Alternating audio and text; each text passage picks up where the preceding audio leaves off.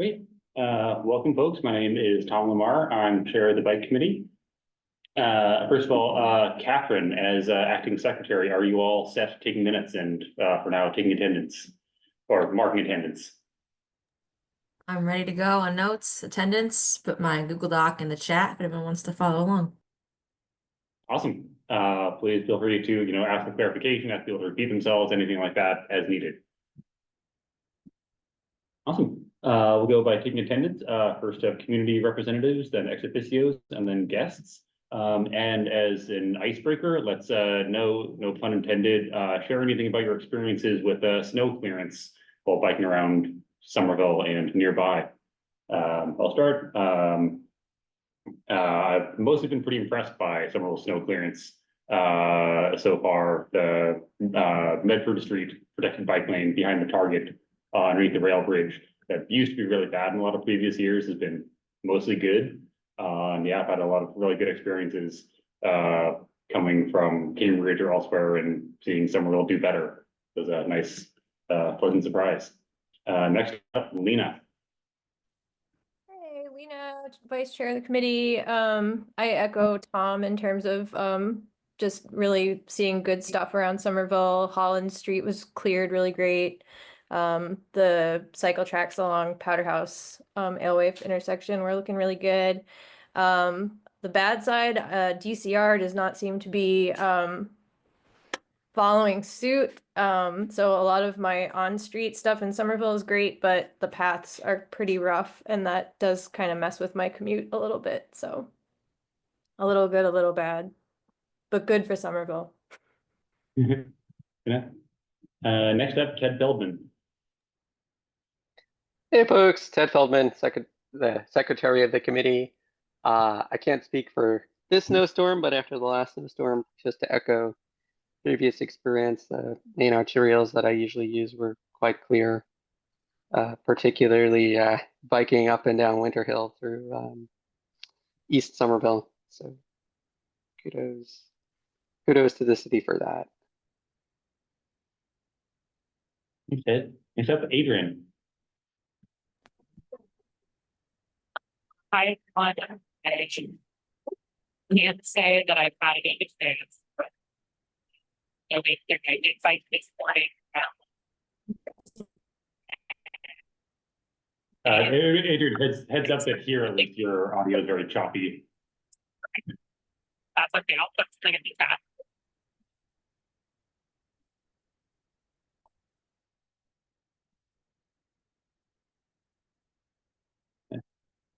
Thanks, Adrian. For part of that, if your audio is kind of choppy, feel free to use the chat if you prefer. We'll echo you as needed. Next up, Kat Benesh. Hey all. Pretty good commute. I'll say I'm mostly stroller bound, not on a bike for like 2-3 months in the winter. I will say Central Street looks very clear, and that's been awesome to see. But as a pedestrian and in honor of our pedestrian transit committee, I will give a special call out to the Greek Orthodox Church, who is probably the hands down best shovelers in all of Somerville. Mm-hmm. I'll pass it on. Yeah. Yeah, maybe we should have an award for that. That'd be kind of cool. Mm-hmm. All right. Next, I do not see Gregory Ely. So next, Alex Frieden. Hey, Alex Frieden. I've been on Western Washington, which looks great from the city. So thank you. The residents on Western Washington, however, are horrible. So it really shows how good the city is compared to your average landlord there. Yeah. Next up, Catherine Lange. Hi everyone, Catherine Lang here. I'll echo my kudos for the snow clearance and particularly the new porous pavement on the Central Street bike lanes. I have noticed in the rain and now in the ice are just a much better experience to go on. They're just less slush because it all goes through. So kudos to the city for employing those. Awesome. Next up, Paul Morgan. Paul Morgan, same as above, and I also note that I really notice it when I'm going into other towns and then I come back to Somerville, how good our performance here is.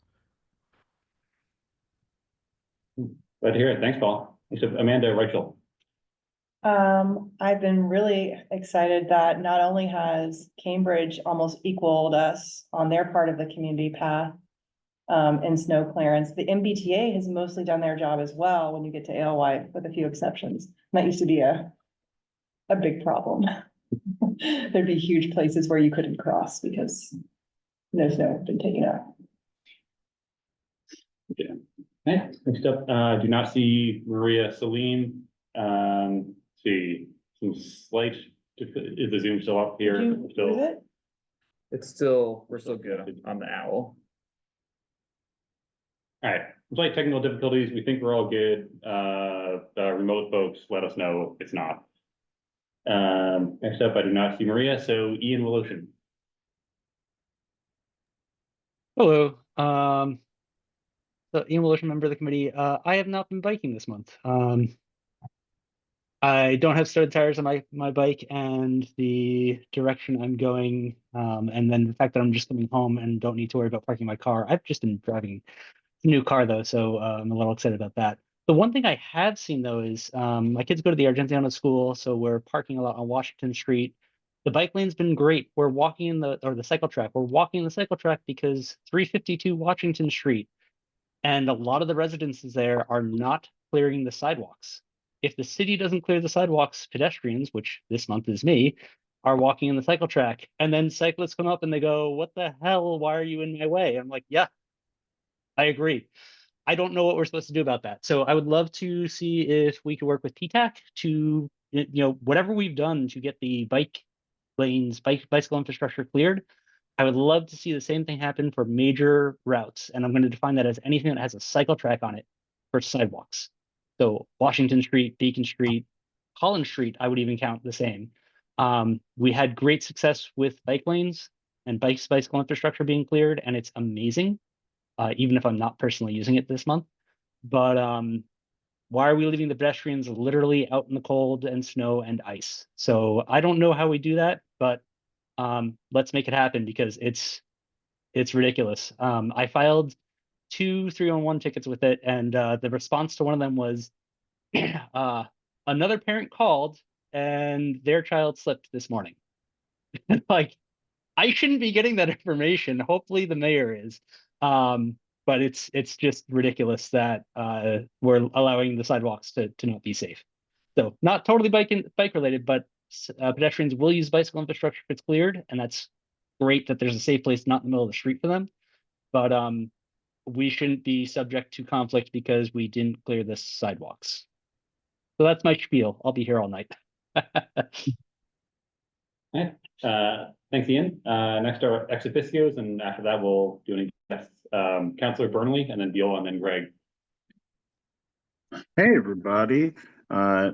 Today's been good. I haven't biked today in particular, but since folks are talking about it, I did shovel my sidewalk, and I'm very glad to see that most of my neighbors did as well, with the exception of some of my more elderly neighbors, which we do have city programs for that in particular, but it does make me wonder how well how expansively we deploy that. But that's a question for me and maybe some department heads.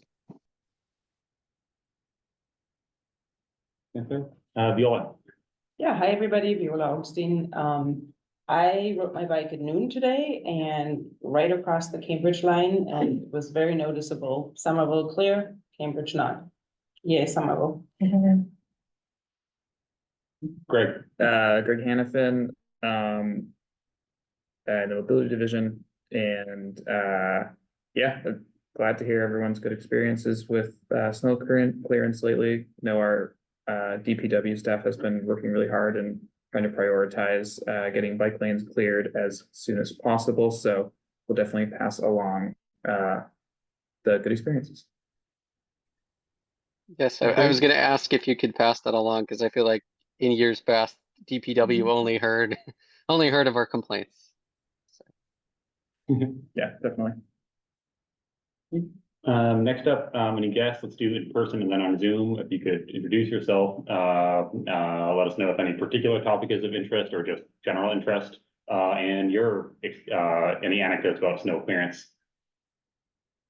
Hi, I'm Joshua Mitchell. I'm from Ward 2. Snow clearance, well, I'm interested here just because I bike around and just interested in what you guys are doing.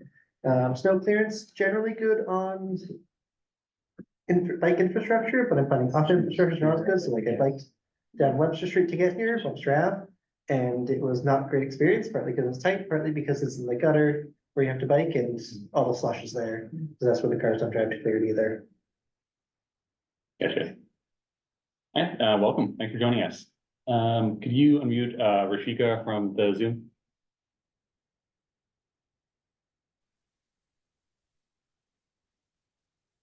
Rishika, can you hear us and want to say a few words?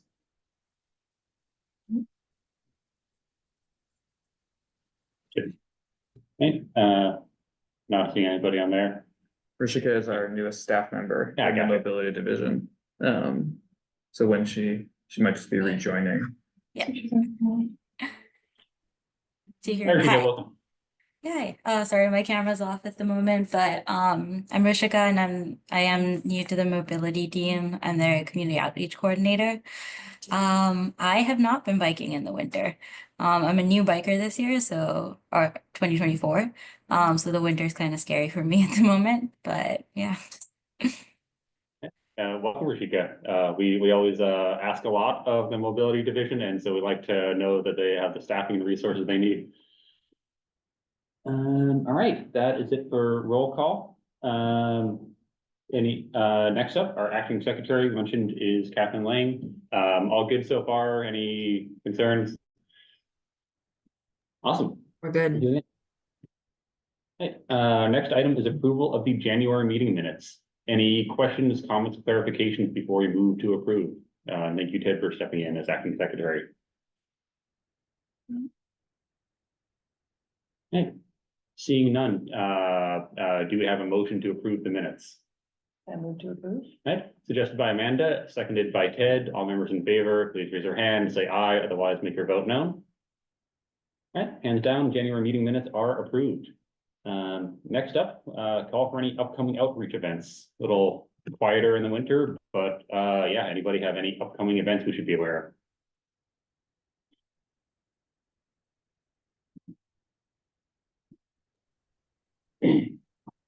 Not yet. I know we're gonna do the debrief of the subcommittees, but the education and outreach committees is getting in that direction. Awesome, looking forward to it, and also definitely looking forward to spending most of the meeting time on the sub teams. Councilor Burnley, then Captain Lang. I'm gonna fudge the numbers on what is considered an event or an announcement. But I did want to open up a conversation while I was present in this space with you all about the community path, the issue of mopeds and deliveries, and Boston's recent ordinance related to regulating delivery drivers, specifically those on motorized vehicles. I had an inkling to potentially put forward and ask to our city solicitor to see if we could take elements of that ordinance and use it to disincentivize mopeds, delivery drugs on the community path, as there have been a number of issues with that, complaints, and I think it kind of some of the spillover effect of that is negative feelings towards cyclists, even if it's not cyclists, particularly those on e-bikes. But just wanted to throw that out there and give folks time to react or give feedback. Thanks, Councillor. Yeah, don't want to spend too much time on that, but I'll ask for any kind of initial reactions from committee members to that. I see Ian's hand up. Yeah, aren't mopeds not allowed on the community path already? Like, I don't disagree with the idea of more ordinances necessarily, but is this something that we actually need to spend time on, or can we just stop them with what we already have on the books? Certainly, the direct response. Certainly, they are not allowed there currently. Well, but they certainly are also there and they're not being stopped. So it's kind of we don't have the physical infrastructure in place currently, at least to slow them down. And I'd be curious if there'd be strategies to do that without also impacting other, cyclists in particular, even those on e-bikes. So this is more about physical infrastructure versus enforcement. Well, the ordinance that Boston is putting forward asks these companies to actually require a permit and insurance in case there is collisions, which would be costly, which would in turn potentially cause these companies to like really kind of crack down on their own folks and be like, hey, don't do that because you're costing us money if we have to actually work around this. It's kind of I think of it as kind of a first silo in a overall negotiation, but using legislation. Ted Billman. Yeah, thank you, Counselor, for bringing this to our attention. I think one question is just a point of clarification. So gas mopeds in the state of Massachusetts are considered motor vehicles and are registered with the RMV, as my memory serves me correctly, right? Not the little ones. Is that Not the question? Yes. Greater than 50 cc requires a plate. Less than 50 cc is either a sticker or nothing. But they are all motorized vehicles, and my understanding is not allowed on paths. But they can use bike lanes, cycle tracks. I don't know how those are classified because the law. Yeah, I mean, didn't catch up. I've run into a moped actually coming down the ramp at East Somerville, getting onto Washington Street, which was very not safe because it's so narrow getting off that ramp to begin with. So yeah, I'm for regulation, but I think just being careful to deal with all of the different classes of motorized and electric transportation. Again, the context of like, I'm personally fine with like kids on electric scooters on the community path, which is distinct from delivery drivers. Certainly. Let's hear maybe one or two more comments on this, and then we'll move on. Okay. I'll mention for myself, I've also definitely observed delivery drivers on gas mopeds on the community path, especially the bridge, and all in favor of cracking down on that in some form, as long as we, as you mentioned, distinguish e-bikes from gas mopeds.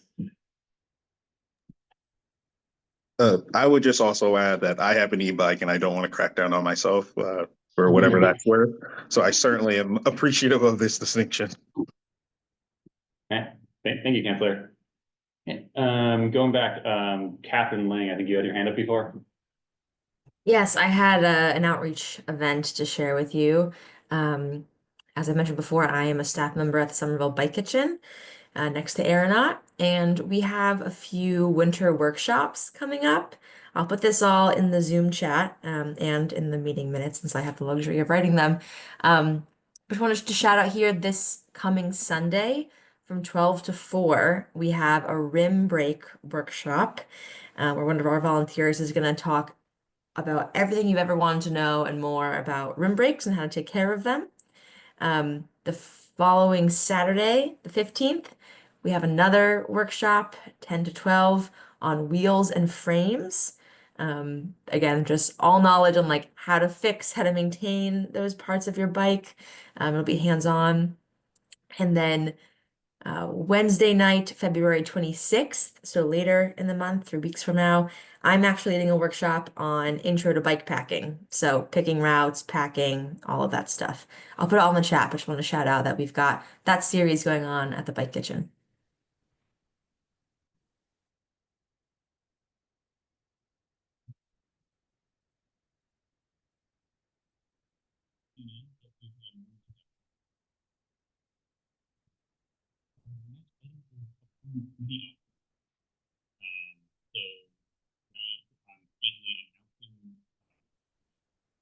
Tom, your I don't know audio is if, cutting. yeah, Oh, sorry, could you not hear me? now you're good. Okay, didn't change anything. Let me know if there are any issues. Thank you. So basically announcing that coming up at a future meeting soon, we're going to have elections to choose officers for the committee. That's chair, vice chair, and secretary, which we do every year ish. And I wanted to give a little background about that process, what kind of these roles entail. Maybe Lena and Ted, you can add your experience on there. And if anyone's kind of immediately interested, feel free to speak up, or otherwise kind of reach out to me if you're interested in learning more. So yeah, by our committee bylaws, we have 3 officers: the chair, vice chair, and secretary. As mentioned, the chair typically putting the agenda together overall, and running most meetings, the vice chair stepping in on behalf of the chair, and the secretary kind of leading, making sure that we're organized about our minutes and recording processes within that.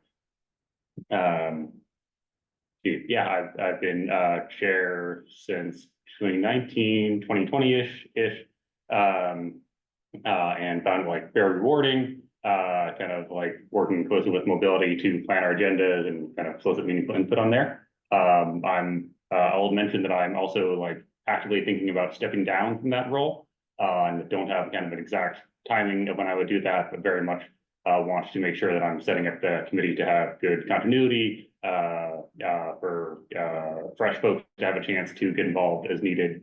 Definitely interested in still staying on the committee, but I'm interested in stepping down in the not too distant future to create that space as needed. Lena and Ted, do you want to kind of give a little bit of background on your experience as vice chair and secretary? Hi, Lena here. Basically just as Tom said, you know, being able to step in and chair a meeting if, you know, be acting chair, and kind of just know, kind of be back up. Okay. Ted? Yeah, to echo in, you know, secretary, as Tom said, we make sure the minutes are finalized, you know, and make sure we have acting secretaries. So not really, you know, terribly big time commitment, but I think really rewarding. And I think being on the committee is something that's been incredibly rewarding. I think I've been a member since 2017, and doing this, was it 2023 that I became secretary? The years sort of blend together at a certain point. Yeah, so and it's not a terribly big time commitment. I know everybody seems to be pressed for time, so it's, I think, pretty manageable. Cool. And then in terms of the actual process for the election itself, just for some background, we've typically held them in the spring. I'll suggest let's plan on having the officer elections in April. So that's two meetings from now. And yeah, I've found it a very rewarding experience. Yeah, if anyone has any questions now or is kind of immediately think they might be interested, feel free to speak up now. And otherwise, I'll ask folks to start thinking about if that's something they might be interested in, and emailing me directly. And it's kind of useful to know who's thinking about that overall, whether it's kind of like I'm actively interested in doing this, I want to understand more about the different positions, or even if it's just like I don't want to do this yet, but I would down the road. Anywhere along those lines is really useful to hear. Yeah, any initial questions, comments? One additional responsibility for the officers, they meet with the staff liaisons. It's typically been 1 week before our committee meeting, just to finalize the agenda and kind of talk through some of the things that the officers are hoping to discuss at the upcoming meeting and beyond. So it's sort of like a committee prep meeting. And that's usually about a half an hour. Once a month.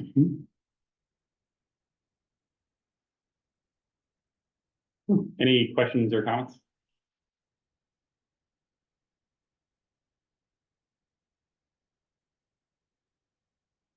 Want to announce that overall, if folks think of anything later, please feel free to email me, reach out to me at any point.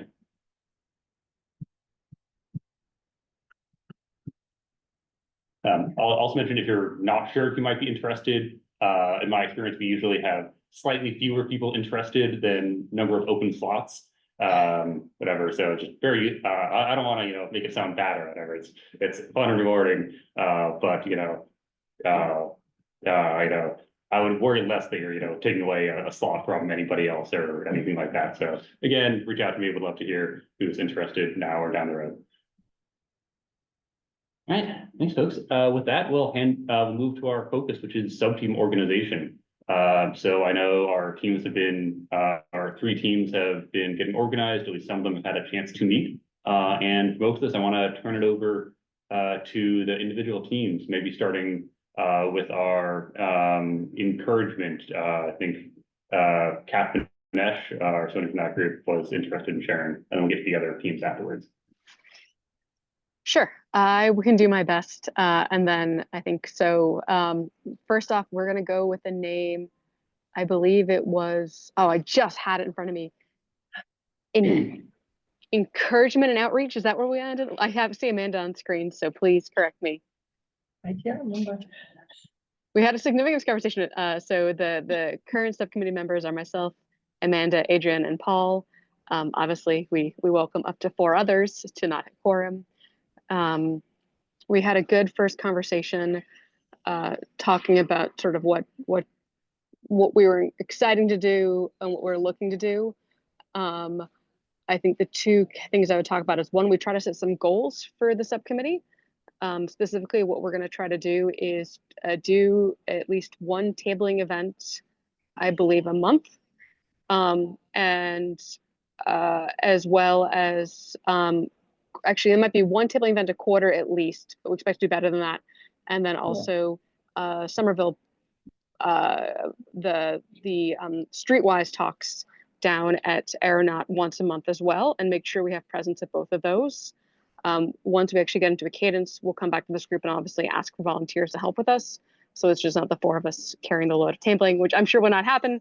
And that kind of speaks to the second big thing we're trying to do, is trying to get ourselves just organized and updating an internal calendar, as well as hopefully creating a calendar as well that can flow into the team that's doing more of the social media work, so that other folks can see what's going on. We talked also about, with Paul, potentially doing a guided bike ride, but that's still in the works, so we don't have a specific goal. But that's, I think, at a high level.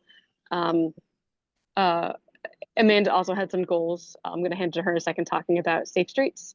But I think right now, trying to organize what we're interested in, setting specific goals, and really just trying to get just out there in the community again and see where the engagement is. But Amanda, Adrian, and Paul, jump in, guys. It's all of us. That's fair. We also said that we would provide support for the leader of the Illuminations tour, which I think will probably be Greg this year, based on what I heard last year. He's out of the country right now, but just to make that a smoother process for whoever's leading it, so that they're not, leading it by themselves. They have support to help recruit volunteers and other things. Yeah, and I think from the outreach goal, we did decide it would be tabling once a quarter, doing some research on once a quarter and events that are kind of going on this quarter. It is slower, so we definitely welcome people to let us know if there is an event that we should be at, and also if Mobility has any events that they're going to be at. If there's an opportunity for us to partner and sit there with you guys, we'd love that. I reached out to the Davis, or the summer winter farmer's market. And unfortunately, you do have to like sign up for that in September. So I got on the list for next year, but they get pretty booked out. So they will let us know if anyone drops out and we can hop in, but they're already booked for the whole season. So hopefully we can find something else for until the end of March, but I'm not too hopeful, but we'll keep looking. Adrian? Yeah. I think we can join PTAC because they once invited us and they do have a table, so that I wouldn't say all is So lost. I did reach out to PTAC and they do not have the opportunity to have us join right now. Okay. So they suggested that I reach out to the farmer's market first. So Gotcha. they Oh. welcome it for next year. Maybe they've already like found other partners for some of their tabling events. Okay. Adrian, or all of you, how about the summer farmers market? Would you have to get on the list already for that? That's a good question. Adrian, were the people you talked to also the summer people? I don't think so. But I can reach out to the Davis one. Is that what we're talking about? Summer? The one at Davis Square? Yeah. I was thinking of Union Square. And that's Union Square Main Street. I don't know who does the Davis Square one. Okay, I'm thinking Union will probably be more beneficial for all of us because Davis is on Wednesdays. But maybe if we wanted to have people do it on the weekdays, I'm sure we could try to schedule that. But yeah, Union Square, I will look into that one as well. I'm happy to kind of handle farmers markets. Adrian, if you have trouble, I'm pretty sure it's Union Square Main Streets, and I think you can just start with Jessica Eshelman. Okay, if you could share that contact, that would be great.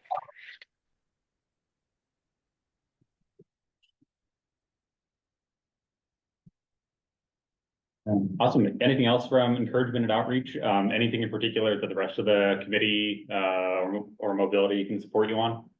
Well, I'm interested in sort of trying to collaborate with Safe Routes to School and trying to do more engagement with the schools and kids. And I think we might be getting a new coordinator, or maybe we have one. I'm not sure how to meet them, but I think I'm going to reach out to the organization directly and do that. In the meantime, I did go to a webinar because they have webinars quarterly, possibly. And that one was all about traffic gardens. And they had a speaker who has helped design them, has a business around that. And actually they're running a pilot. Safe Routes is running a pilot program. So cities or organizations can apply for funds to do a traffic garden. So that What is a traffic garden? Oh, it is like a miniaturized street infrastructure demonstration to help kids or people of any age learn how to use the built environment to move around, but whether by walking or biking. A lot of times they're used for biking, learning to bike around on different types of infrastructure. And a lot of them in this country are just painted, but some of around the world can be more elaborate with like actual traffic lights and things like that. So there's no plants. It's not a garden. No, they're often in parks or schoolyards. But yeah, they're paved surfaces. Okay. Yeah, I've been to one in Copenhagen that was pretty good. I really feel like a very mini scale street that has like representative, like here's a road and this one has bike lanes on it and this one doesn't. And here's a roundabout that you have to go around and kind of like get a little kid used to like navigating the rules of the road on a bike.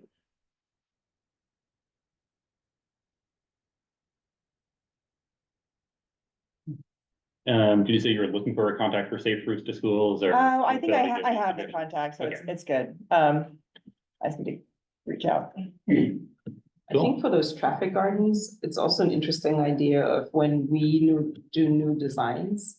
Is there any way that we can create sort of a mock-up of it on a parking lot or to then like, and I'm thinking about it because we did a workshop with maybe even the with your group, Catherine. And I was there with like tape and paper and trying to create an intersection and had people like, you are a car and you are a bus and you are a bike. Somebody who uses a bike. And I think it's a very interesting idea. Obviously in a small room, it was hard to do.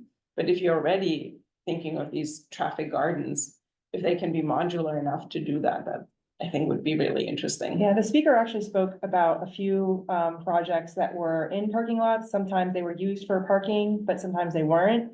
So when they were empty, you could have that use for them. And also sometimes they were temporary ones versus the more, you know, durable street paint. Yeah. Awesome. Go ahead. On the topic of safer school, one thing I'm noticing at Pergenziano, especially in the warm months, is all the kids are chaining up their bikes or just leaving their bikes on the fences rather than any sort of structured bike parking. Does the city have any plans to add more bike racks to schools to actually help encourage kids to bike to schools? So we do, we have worked pretty closely with the schools to cite new bike parking. I'm not sure what the status is at Argenziano, if they have, if any new racks have gone in yet, but I know our staff had gone out to the Argenziano school and like laid out some new bike racks. I'm not sure what the status of the installation is, but I can check on that for sure. See hand raising, Ian. Do you know where roughly they were going to place the new bike racks? Because I've been asking for new bike racks at Argenziano for several years now. I have a third grader and a first grader, and it's oversubscribed, which is part of the problem, like a good problem to have. But one of the comments that I got in the past was, well, there's not really room, which like is kind of silly because you're right next to the giant park. But I think there was a concern about, is it on the school grounds, is it on the park grounds? And it kind of just got lost in, you know, turf wars or something over whose turf it goes on. So I was just curious where the new bike racks might be sited. They have not been installed that I've seen yet. I am not certain. I don't think either of us were involved in that process, so it's just kind of like heard through the grapevine, but can follow up on that for sure. Thanks. Alex? On that same note, there's been an ongoing request to put Blue Bike Station in somewhere in Argenziano. Sorry, in Lincoln Park, as it's kind of a dead zone. We'd reached out to Katie White about possibly for the next wave, having that as the priority place to go. Yeah, so at this time, we don't have any capacity the city doesn't have any capacity to install new Blue Bike stations right now, but we do have, you know, a running list of locations that have been requested for when we're able to install new stations. So yeah, definitely that area is on our list of, you know, would love to get a new Blue Bike station around there. Great, thanks. Awesome. Love the energy coming out of the team. Let us know how the rest of the committee can support you. Can I ask a question to the team? Did you, besides discussing where you want to go, talk a little bit of what you want to do there? Like focus on a certain group or like? Yeah. Yeah. No, keep going back. Priorities for that. Yeah, that was something we definitely talked about, and I actually was going to send you an email asking if there was a way that the city of Somerville might be able to graciously donate a map of the master network plan, because we really liked what PTech does of just finding a way to engage people, and we found a thought with visual would be helpful, whether it was stickies or conversations about what do you like, what do you don't like, and that was actually something I wanted to ask if you guys had access to a plotter to help guide that conversation, just because it's a little hard to print those out. Yeah, we can definitely print you out a large map, and then I don't know, Kat, if you want to then just stop by, we can just do that on a one-on-one email. Yeah, perfect. I'll follow up on that one. But yeah, that was and a little bit too was just testing and seeing yeah, a couple questions of things of just making sure and figuring out what is most effective.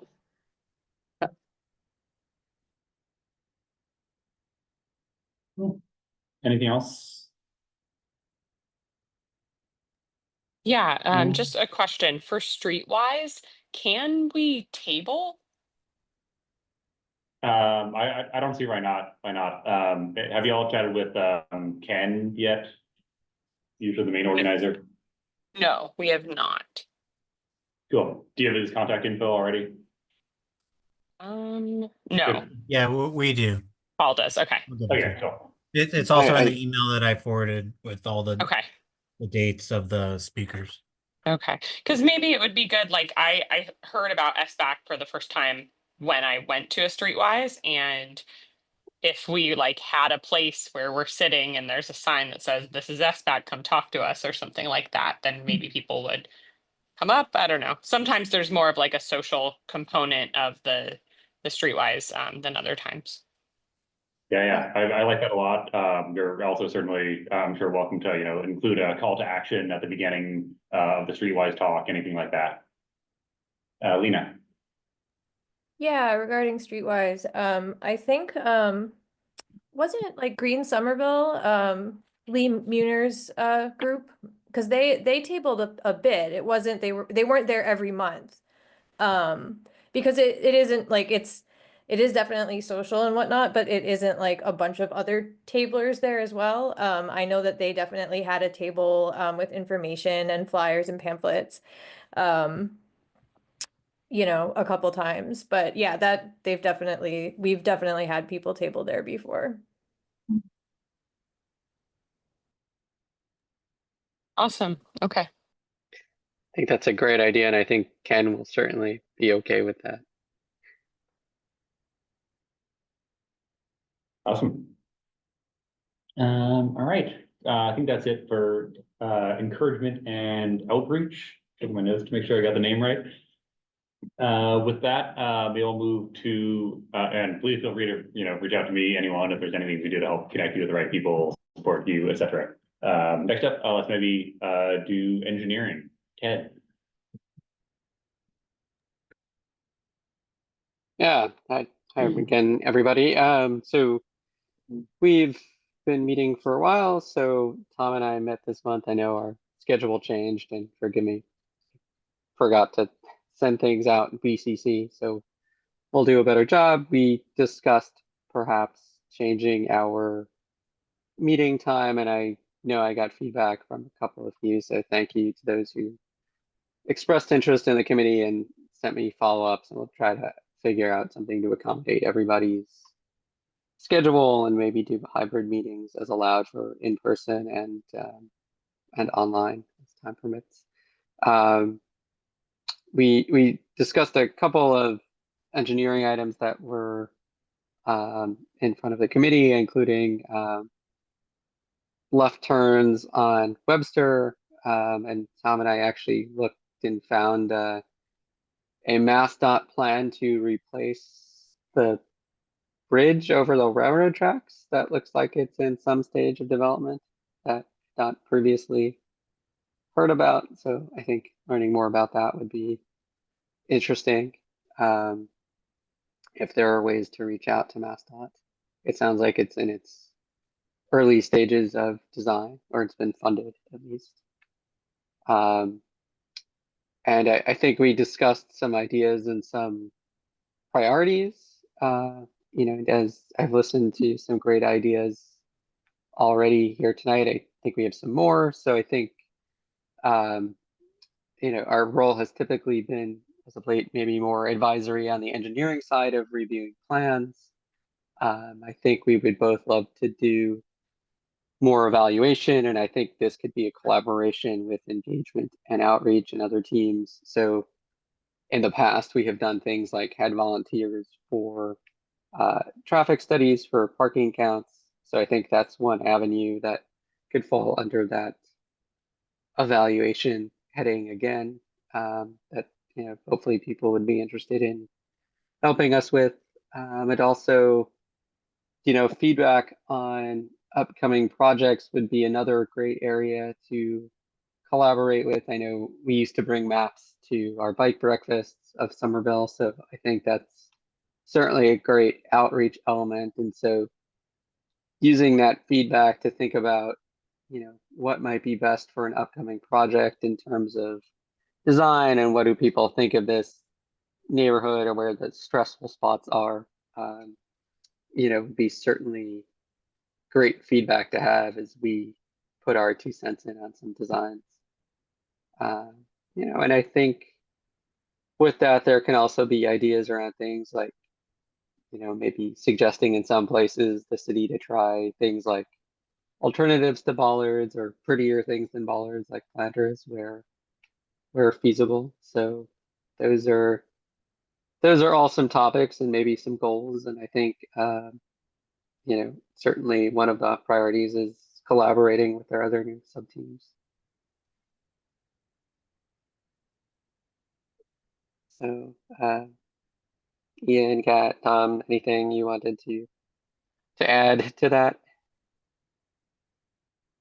Let's see. Yeah, just adding on briefly that you know, seeing the role like primarily being responsive to the city when they when the project is advancing and providing that, you know, like detailed engineering, peeking out over the exact width of the lane, etc. But also looking for some like proactive opportunities to flag overall, like the potentially unused left turn lanes at on Webster near Prospect that you mentioned.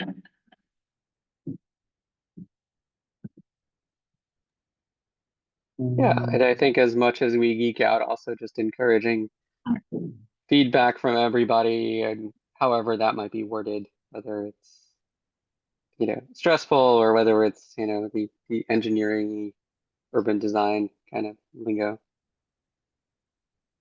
Is that a question? Yeah, go ahead. I have 2 questions. So the first one, which left turn lanes in Webster are you talking about?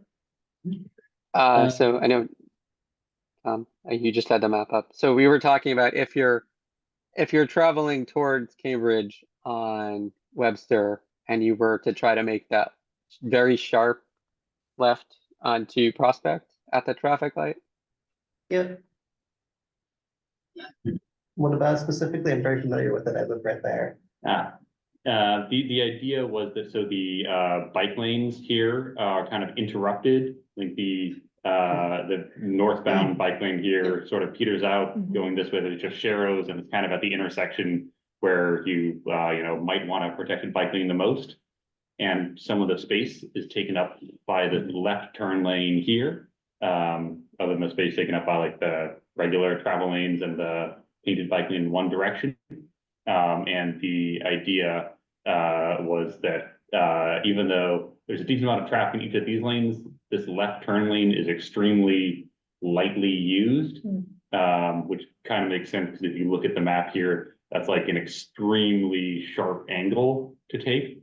And, you know, I wouldn't say people would never use that, but it's relatively rare that somebody would have a reason to take this left turn as opposed to just having stayed straight through Union Square before. Yeah, mostly agree. The one that I find is even less used since I live there is actually if you go up Prospect, the left from Prospect onto Somerville Ave is even less used. And there's another issue there with people coming in from the north on Somerville, on Washington onto Prospect. That was also like that left lane is unused and there's a very dangerous pinch point next to Duncan. Yeah, that's an interesting call, but this probably used to be more used, and now most people would just stay straight unless they're actively going to somewhere in Union Square here. And then second thing I want to talk about is, or actually addendum to that is then there's the Union Square redesign plan, which does include redo that intersection. So that may or may not affect any more temporary measures in that space on the Webster Street turn that we were talking about earlier. Yeah, the perennial Union Square construction. And the other thing is the Webster Ave Bridge. I live right there, so I've asked a lot of questions about it. It's been in the process like a year away for like 2 to 3 years, from what I understand.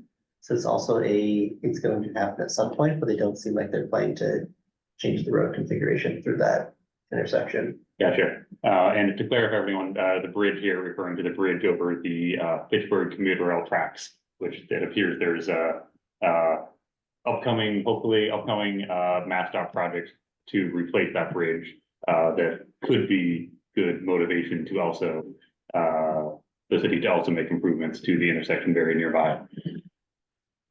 Yes. We couldn't exactly figure out what the status of that MassDOT project was, other than to say it looked like it had been in its early stages for a couple of years. Yeah, I've talked with some of the people who've been on site from MassDOT and contractors, and they're just like, it's early stages. We'll get to it at some point. And I think that left turn lane, just to finish that point, might have been a historic holdover from when Prospect was one direction or one way.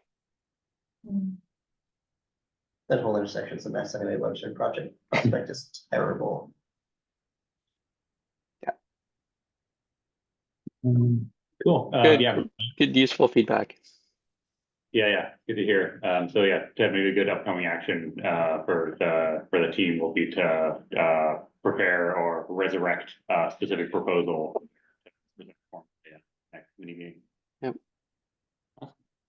Let's see. Any other questions from folks? Any topics from folks on interested on the engineering teams who weren't able to make the meeting yet of other things for the team to focus on? I have a suggestion. In the realm of sticky intersections, and that is, oh man, I'm forgetting what the street name is. One of you mentioned the street we're talking about plowing. Like if you're leaving Union Square, you go by the Target and you take a right under that bridge, right before Gore Right. Street. It's called Medford Street, yeah, Medford Street, which becomes Yeah. Gore Street. When I am coming in the opposite direction back to Union Square, and I take that, I go under the bridge, I come up to the traffic light. McGrath is on your right there.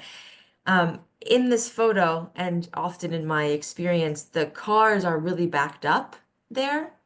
So if the cars have a red light, they are stopped there in a line, and there's many of them. So then you, as a person on a bike, have to weave through and go in front of a car and hope they see you and respect you and don't move. That's very difficult because they're also stressed in their car in that position. So in a red light situation, it's bad for you.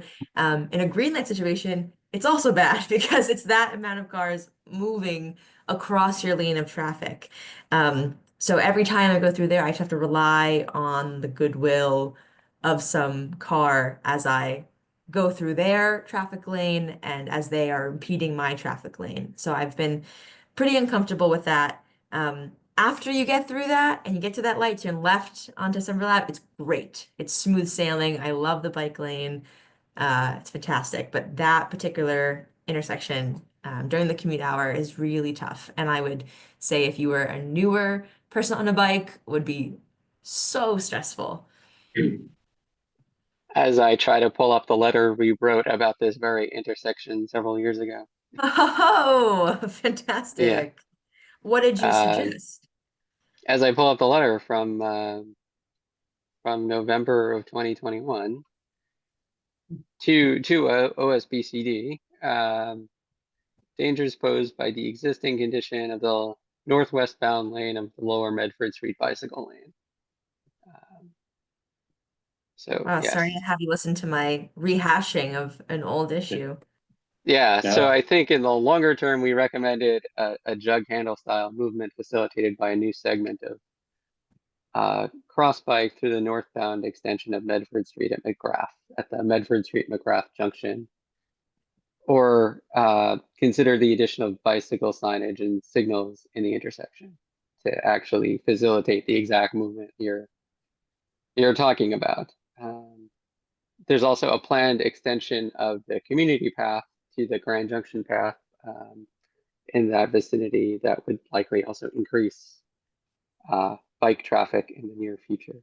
So we can certainly revisit this Yeah, but I think the Grand Junction comment is referring to older potential routing of connecting community path and Grand Junction. But yeah, I think it's a great great suggestion for an intersection to for the committee to review under current conditions and suggest some changes for. Yeah. So, and I also have to, slightly ground our expectations, and that, it is much easier to react to existing ongoing projects than initiate new projects, but it is still very much worth doing, having proposals, on new projects, I think. I see a hand from Ian. Yeah.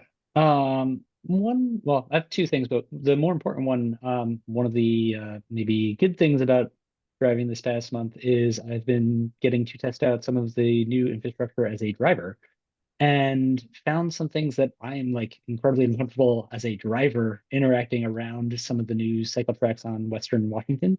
So specifically, I'm thinking approaching, going from Union Square towards Kirkland Corner, trying to take a right turn onto Dane Street. It's a very sharp 90-degree turn. And because of the bus stop there, it's actually really hard to see if there's a cyclist on the other side of the bus stop.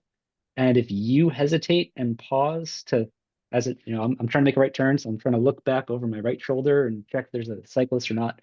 If there's a car trying to turn left, they think that I'm pausing to let them go.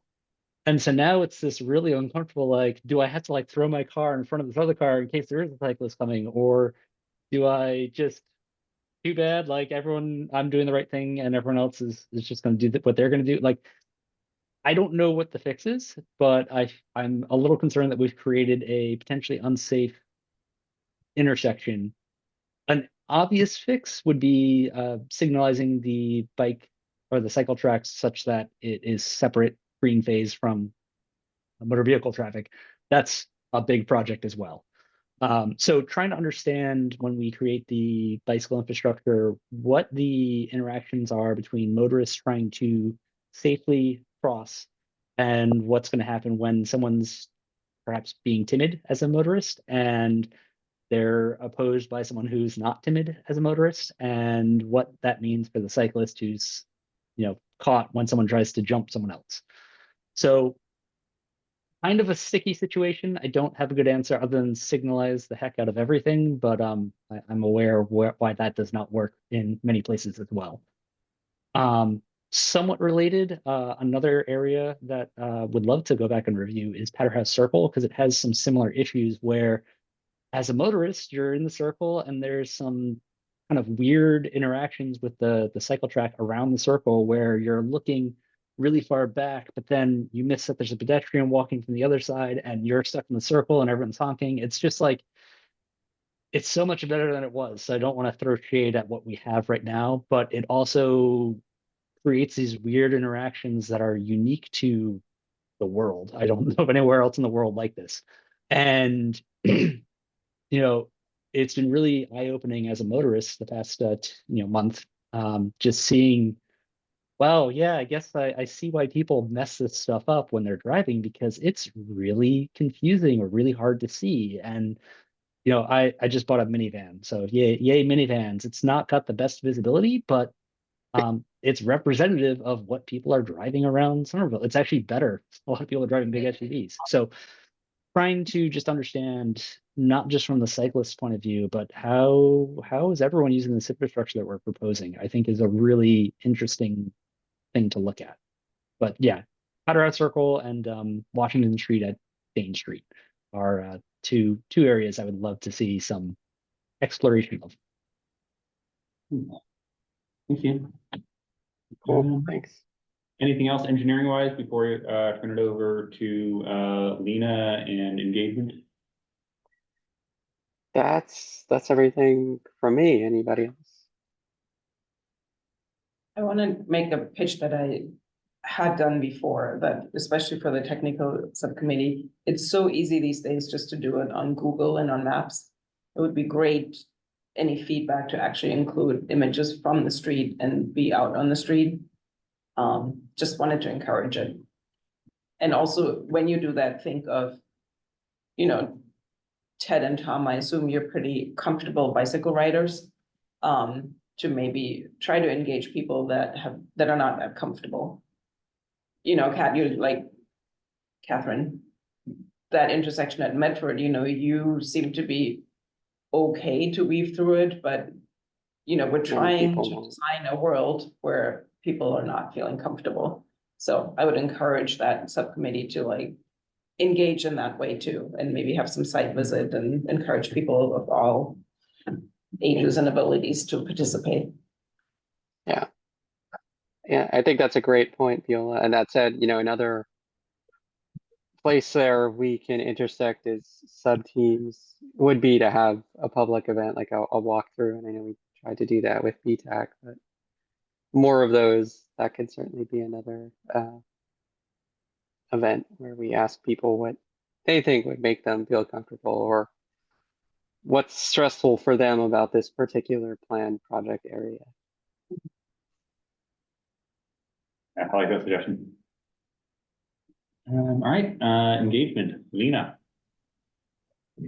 Hi, so this will be pretty brief. Right now, I'm sort of the only person in our new little media group. I think somebody before said kind of in the context of our new engagement group. So like there's basically like, you know, community engagement, and then how are we going to communicate that and make sure as many people know about the events, and you know that we're boosting you know what the city's doing. So what we kind of have now, and by the way, I had no role in maintaining any of the social media or website or anything to do with SBAC prior to our new influx of members, actually. So what we have right now is a very, very old website. And I believe it's like Somerville like .org. So we have our own website. I've never edited it. It's basically defunct. It used to be where we would kind of post new maps, you know, post our annual reports, stuff like that, pictures. We had a newsletter.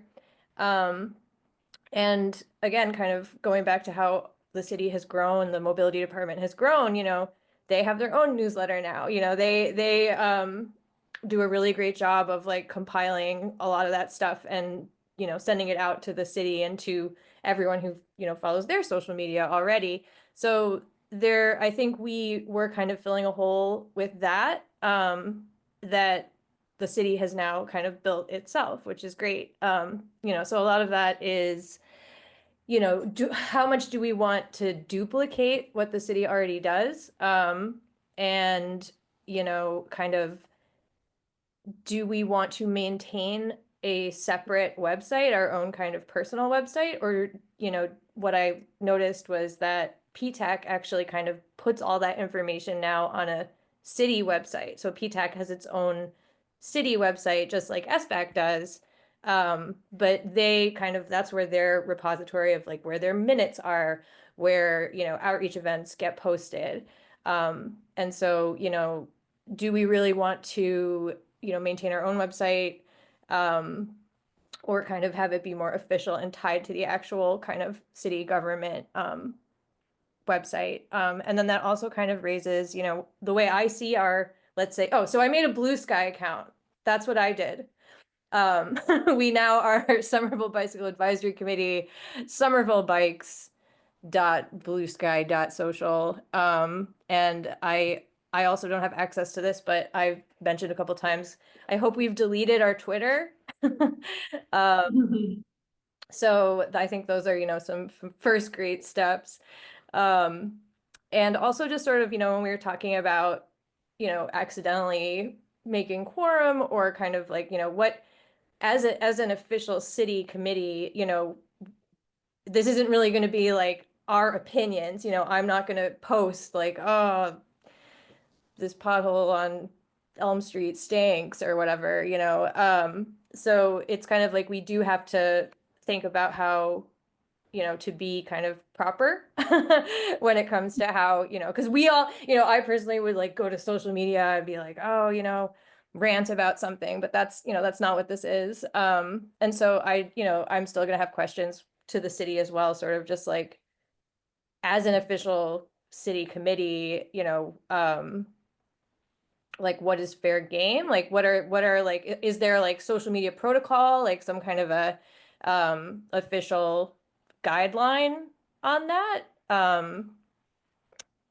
Oh, here we go. Somebody has brought up, Ted, is this you? That's me. You're Yeah, driving? yeah, demoing our website in its current form. So, Yes. we have been posting events like Streetwise, but otherwise not changing very much. And, definitely some room for an overhaul. I'll say that even in its current form, like, we do definitely get like questions coming in through our contact us form, kind of some of the members of the community, flagging a particular intersection they're concerned about, question that they have, or sometimes contacts from like the media, which is sometimes been useful to give voice. There's a Globe reporter doing a story about speed humps being installed all over Somerville, looking for like perspective of people who bike, kind of saying like, hey, I've heard a lot of people like complaining like slowing cars down too much. Like, how do people feel about the safety benefits?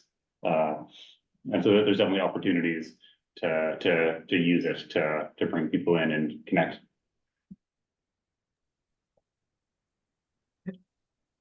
It seems like if it were part of the city website, it would be harder for us to make updates, I assume. I don't know.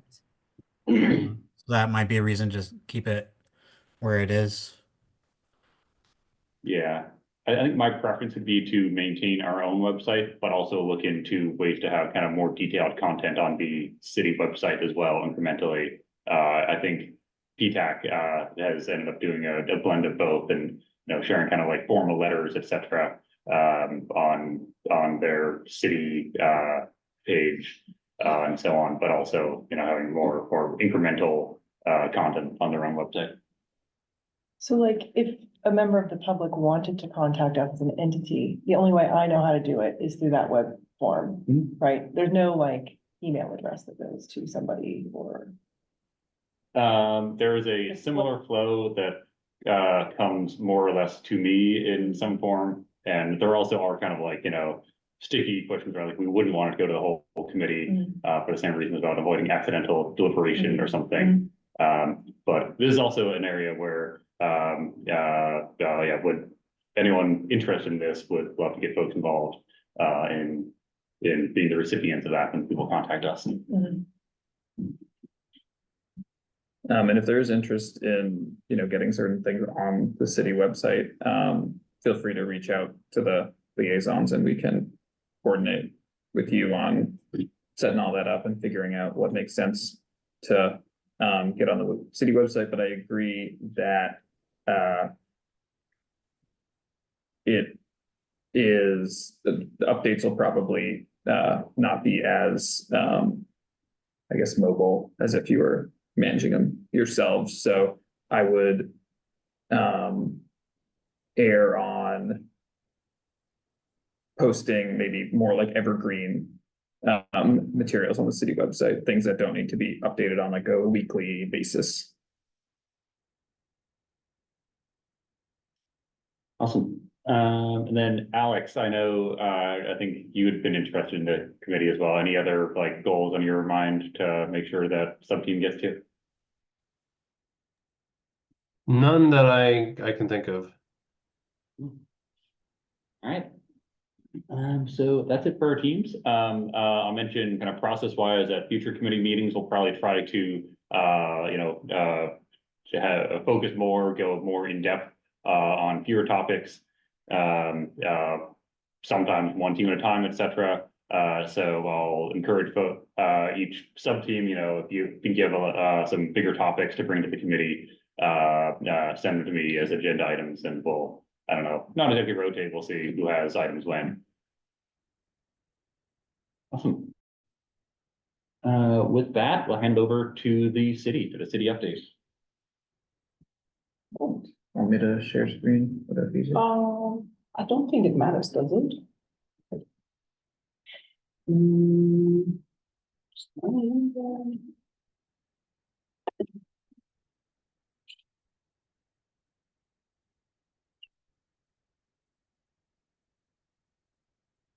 I have it open now. If you're on there, just pull it up. Okay.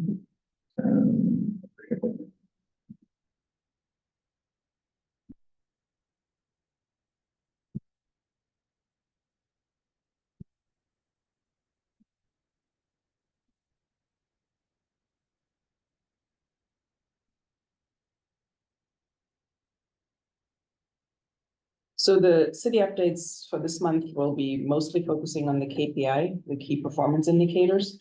We have a few slides beforehand. So first, the upcoming events. We the mobility team, some of us are at the Council on Aging board meeting tomorrow. Is that tomorrow? Do we have the 6th? Yeah. And then the Mafa Way, Mr. Gavin Bridge will have a meeting on February 26th. So that is an online meeting and would just like, you know, encourage people to attend, and that would be a good technical review meeting too, to get feedback. And then over the last few months, you know, as I think Brad said it, maybe he did it at the office's meeting, but you know, it's like we are bound to pay attention more to legal issues around these public meetings. And we noticed that last month where we had to cancel the meeting because we just didn't have quorum. So 2 months ago. What was that? 2 months ago. 2 months ago. And is it already? You're right, 2 months, it was December. So we just, I believe all of this should have been given to every member, especially the new members. But we wanted to point out a few things. So, you know, we are bound by the conflict of interest laws, even though you're not an paid municipal employee, but you're part of a committee. And then also by the open meeting laws. And so there's this question about deliberation, and, you know, it says what deliberation means, and that you're not allowed to deliberate outside of this public meeting if you reach quorum. And quorum is, you know, a simple majority of the members of this meeting. There were also some questions about meeting minutes, and there are just some very simple guidelines, you know, what should be on every meeting minute, and you should all try to make sure that we have that. And in both cases, a link is given both in this presentation, but also in the document that you have, should have. And then we can finish with that, and then open it up to a few questions if to go for that.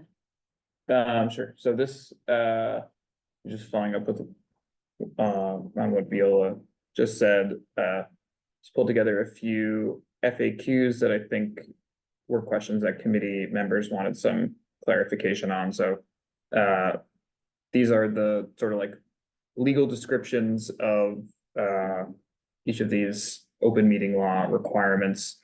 And these are some kind of more specific things that may have changed in how members are participating with the committee recently.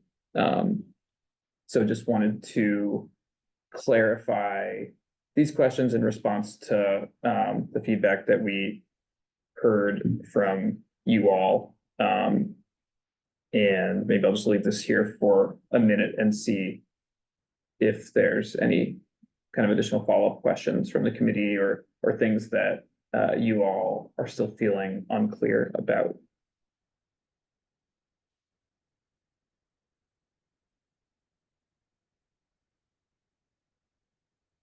I do have a question. If the quorum is 9 and that includes counts of ex officio members, that's still our number for quorum in subcommittee, not to go over? Okay. Yes. Yeah, so you can, Because ex officios could be in subcommittee meetings also. Okay. so yeah, so technically, based on the current makeup of the committee, you could have up to 8 members participate in a subcommittee meeting. I think I would probably recommend against having 8 regular participants, just because if there's anybody who leaves the committee and that number goes down, then You have to kick someone off. quorum will, yeah, the quorum number will go down. Yeah. But as of now, yeah, up to 8 people can participate in a subcommittee meeting.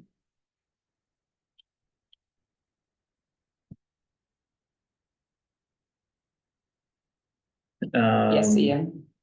So it's 50% plus 1. yeah, it depends on how many members you have in the committee. So with an even, it has to be greater than majority. So right now there's an even number. So half is 8, so it's the +1 to 9. If there were 17 members, it would still be 9 because half would be 8.5. So you just need to have more than half.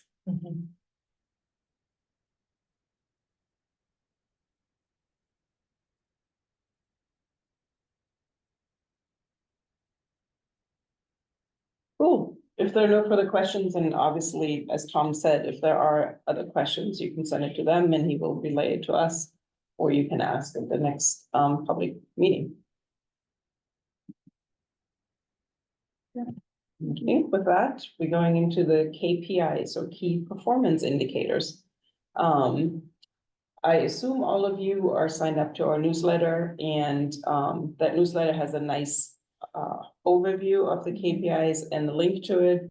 They are, the link is in this presentation, and just for everybody's knowledge, or it's also in the newsletter, but KPIs, sort of an annual progress report that we pull together, and it gives you trends for transit ridership, pedestrian, bike, and motor vehicle traffic.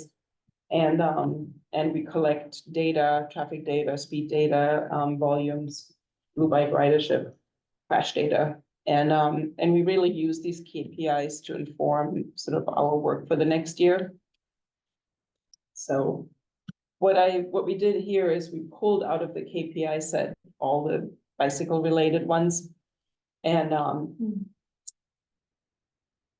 I'm just gonna go like over the header basically, and everybody can digest. And if you have already digested them and have some specific question, Greg and I will try to answer, or at least provide an answer next time.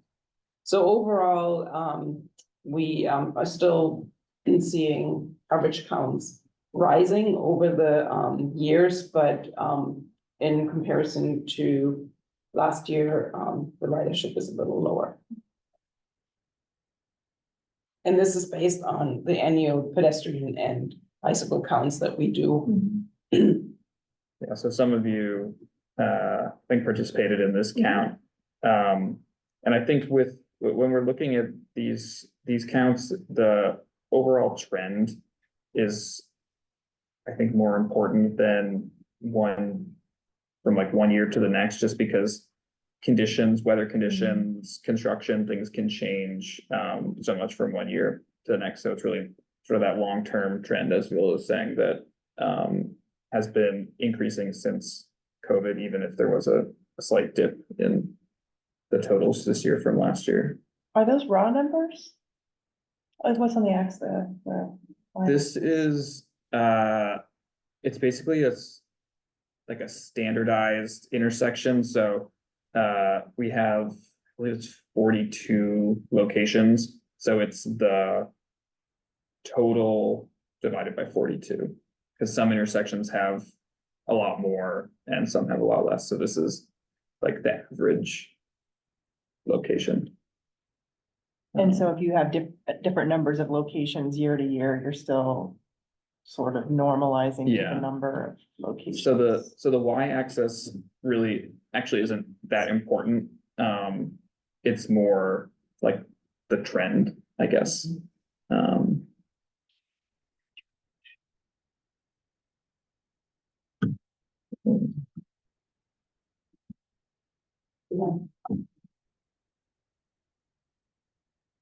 And I will let Greg speak to this. There's some yeah. cool blue bike numbers, and actually Greg is our internal blue bike guru, I might say.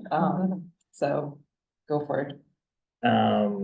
Yeah, so the good year for Blue Bikes ridership, both system-wide, which is on the left, and in Somerville on the right. the ridership trends are pretty similar, both locally and regionally. But almost 5 million rides across the whole system, which is really awesome and exciting to see ridership continuing to grow on bike share. Okay, ask a question. Yeah. Did you look at it with the electric bikes and how much that contributed to the uptick? Yes, so that's our next slide. So on the left is, it's a little bit small, but it's shows monthly ridership in Somerville. So the green line at the top is 2024. So I think the big takeaway is that this year, every month was a new record for Blue Bikes ridership, including beating the light blue peak in September, which was the month that free monthly memberships were offered during the Orange Line shutdown. So that was a big spike that year, but even better this year. And then on the right is that e-bike versus classic bike breakdown. So it's a little more than a quarter of the trips, both in Somerville and system-wide, were on e-bikes. So I think that's definitely contributed to the record ridership that we saw this year.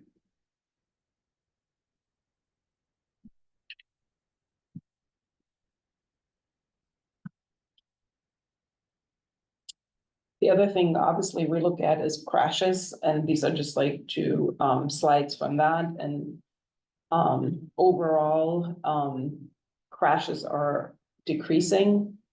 We definitely were lucky. It's the second year in a row where we have not seen a fatal crash in Somerville. So that is very welcome news. And then I think the next slide is particularly around crashes with bicycles. Also, we see a trend downwards. So while ridership is going up, the crashes are going down. So that's a really welcome thing too. Do you have any charts of normalized kind of like bike crashes per ridership? I actually don't know if we do. Do you know, Greg? I don't think we put out any this year. I know there have been some discussions from the data team on whether that would show an accurate picture. I don't know where things landed. I think there may have been some complications with like that story that told, trying to normalize it. But I can check in on where that stands. Yeah, because even if crashes stayed the same, but ridership went up, the number of crashes per capita went down, that would I would argue that would still be a win for Somerville and multimodal transportation. Yeah, and I think just comparing this, the crashes shown here, that line, to what we just looked at for the counts, you can see similar dips in 2020, 2021. To your point that I think when we had lower ridership, we were seeing fewer crashes.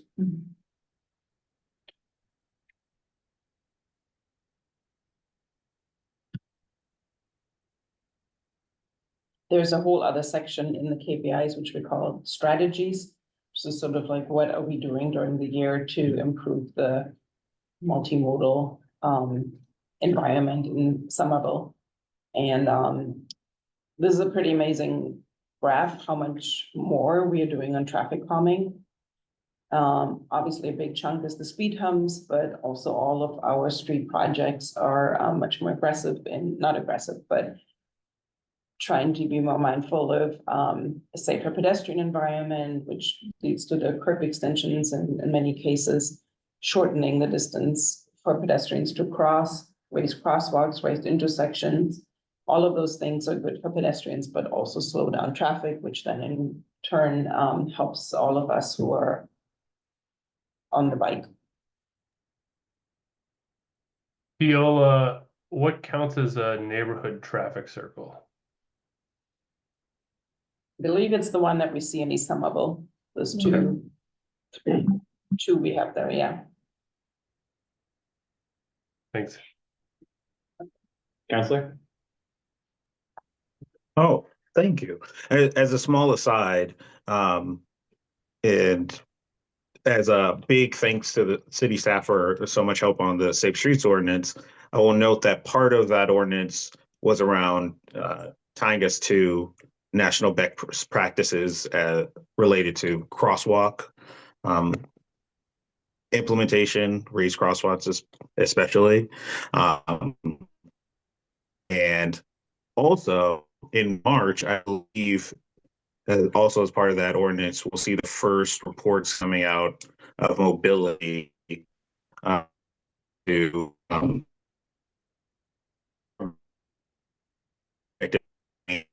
come back for the rest. Am I glitching? Yeah, your audio is cutting out. Feel free to type in the chat if it's easier, and we can echo that.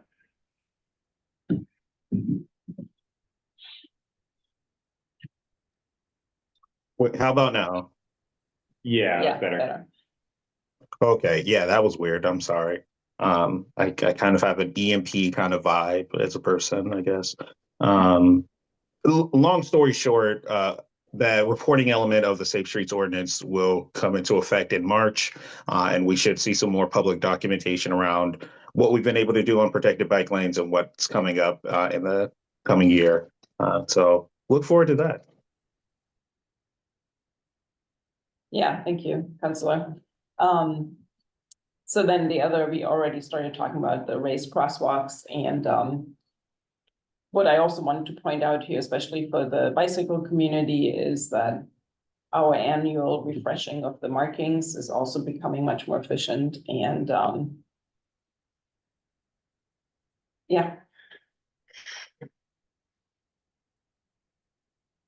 And then that's a little bit along the lines. Our report that the councillor just mentioned will be much more specific, but overall, we installed about 2.2 miles protected bike lanes. These are, I believe, not only on the network, but overall bike lanes. And you see a steady growth of those protected bike lanes. And also unprotected, but our focus is definitely to create the protected ones.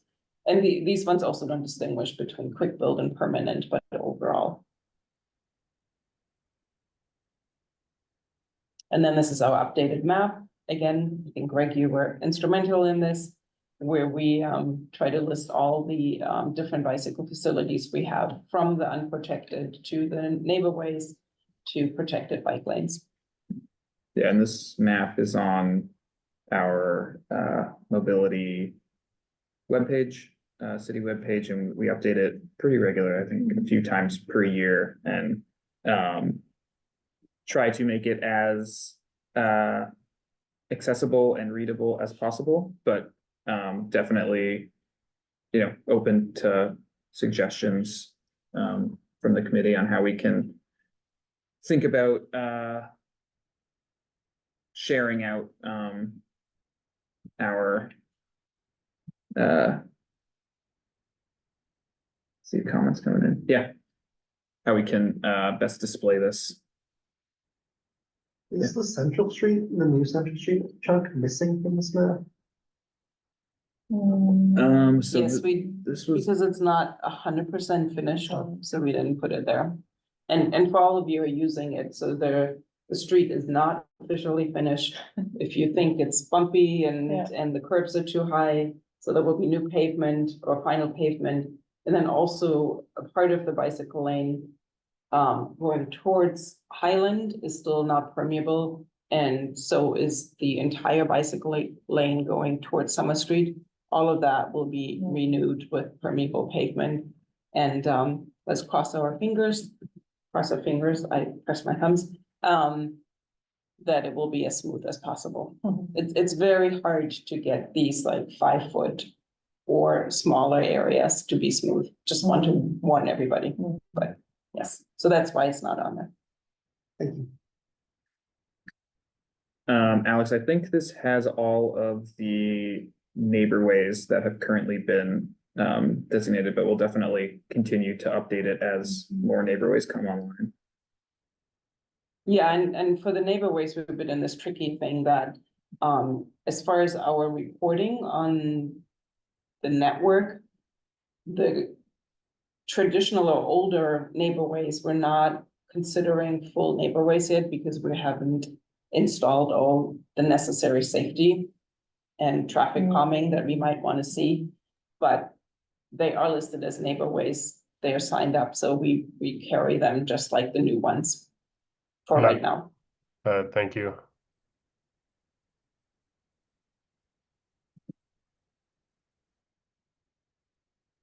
And then we have a bunch of public engagement slides, and that has been a tremendous growth over the last 2-3 years. So over 2024, we had 101 events, and that is from like tabling, pop-up, from the public meetings, but also engaging in smaller, like the Council of Aging event that we're gonna go tomorrow. So for a relatively small group of us, it's like some of these months, as you see, like October, we had 18 events, and if you know, that most of them were in the evenings or weekends, so that's quite a burden. I don't want to call it that, but it is. It's very demanding of all of us, and yet we all are very proud of it and see a tremendous benefit in all of this.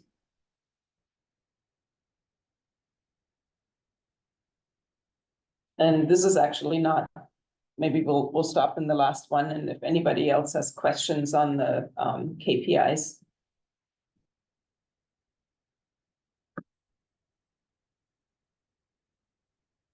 Do you have any data on like non-peak hour biking? Because I know with the community path, it's a lot easier for people to bike out other times of day and maybe do more stuff just around town. Do you have any data on that?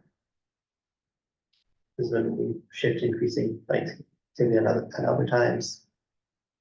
Yes, we do in certain locations, but I don't know if they're part of the KPI. Yeah, we do. We have, we collect like ATRs, and we do intersection counts and kind of the tube counts as part of projects throughout the year. And that can be a way to glean some of those off hours counts, but we don't have sort of an annual program where we collect the same location outside of peak hours every year.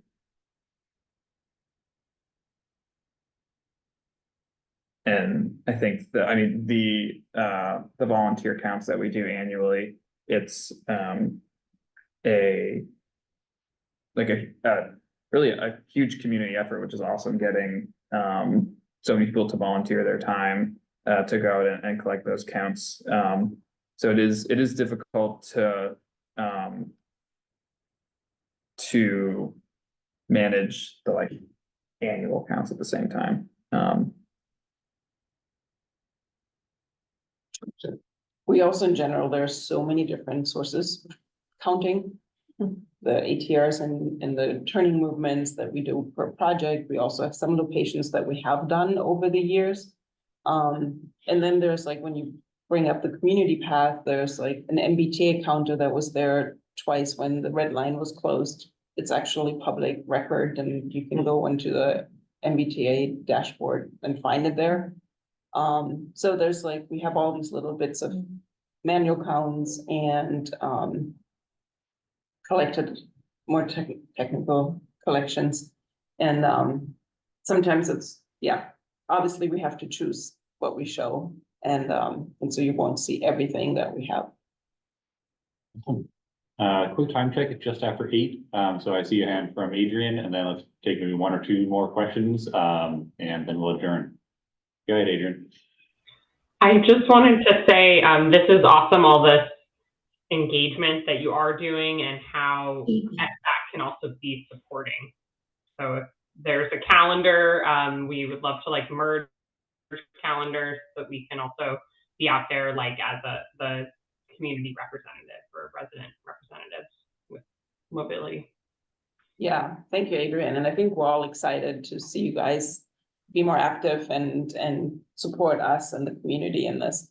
I think it'll be a great new year, great new collaboration. And this is just a very short version of our general street projects update. We're obviously in winter, so construction is not active. So the West Broadway is in design still, and the final plans we're expecting in early 2025, i.e. Within the next few weeks. I would say within the next couple of months, sorry, yes, I sped that up a little bit. The Tough Street, we have 100% designs as we reported last month. So it's out to bid, so we're seeking the contractors, and that should be hopefully an update next month on that. The Western Pearl, we're in design, and we're currently working on the 25 or towards the 25% design, and as soon as we have a time frame for the next public meeting, we will announce it. And the Elm Beacon is also, the Elm Beacon Connector is a quick build project that is also in design, and the public meeting is anticipated sort of late winter, early spring, and that will introduce the concept design where we seek feedback and, you know, obviously looking for you to review that. And that's the big overview. Yeah, thank you. Any questions or comments? Alex? Well, it's probably not on this list because it's, I think, arguably done or close to done. For Western Washington, do we expect to know when, is there an expectation of when the precast concrete, the city will have it? Yeah, we will have to go out to bid again to find a contractor to do so. So we're starting that process right now. So I would say spring, early summer is probably the time frame we're hoping for. All right, thanks. Any chance that contract is done in a way that it could be scaled up to other bike lanes? Yes. Awesome. Any other questions or comments?